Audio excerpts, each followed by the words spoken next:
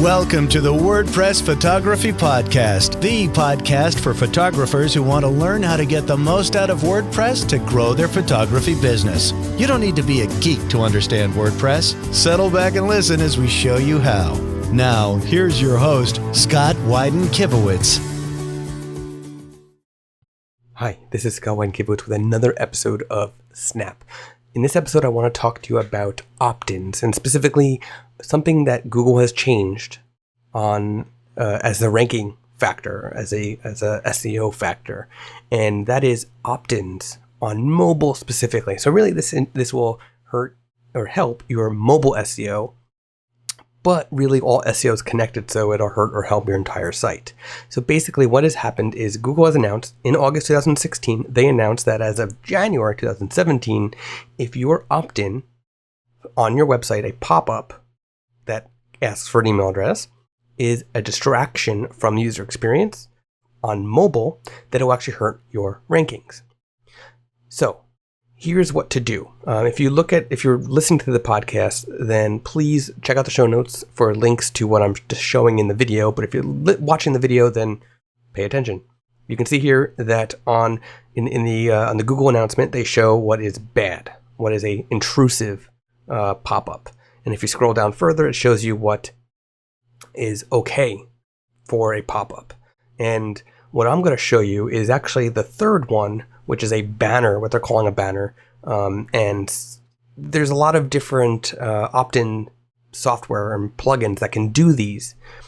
But what I'm going to show you is what I use personally on my photography website and what we use at Imagely.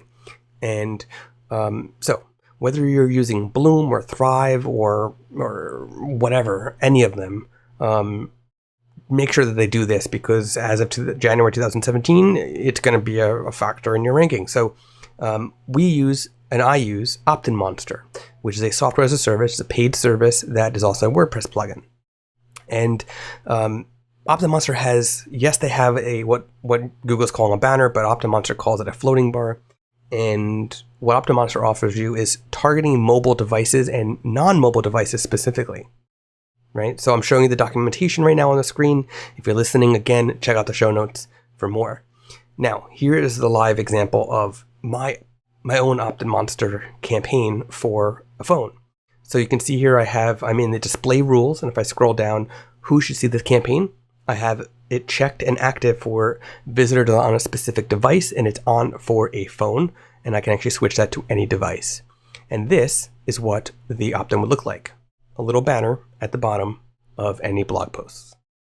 And so you can see it says free Lightroom videos. If somebody says, yes, I want it, they click the button that says, yes, I want it, it'll show this. Enter your email address, and then a button that says send the videos. But if they say no thanks, the opt-in just closes.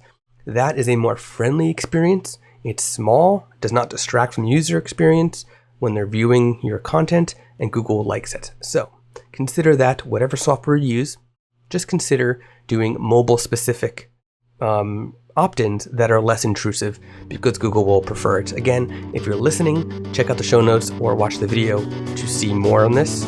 Otherwise, see you in the next episode of Snap.